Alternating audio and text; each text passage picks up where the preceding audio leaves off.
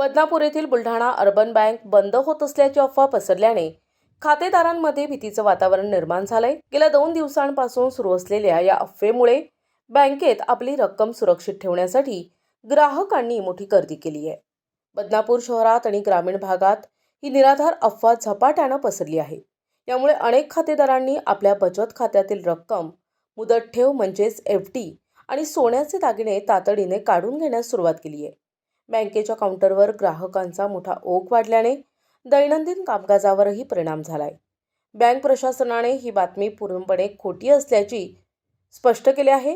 शाखा व्यवस्थापकांनी खातेदारांना वारंवार समज दिली आहे की बँक पूर्णपणे सुरळीत असून आर्थिकदृष्ट्या सक्षम आहे। ही अफवा आधी इतर जिल्ह्यात पसरली होती आणि आता ती सोशल मीडियाच्या माध्यमातून बदनापूरमध्ये पोहोचली आहे। प्रशासनाने नागरिकांना आवाहन केलंय की कोणत्याही चुकीच्या माहितीवर विश्वास ठेवू नये आणि आपली रक्कम काढून घेऊन स्वतःचे आर्थिक नुकसान करू नये। अफवा पसरवणाऱ्या समाजकंटकांचा शोध घेऊन त्यांच्यावर कडक कारवाई करण्याचा इशाराही बँकेने दिलाय।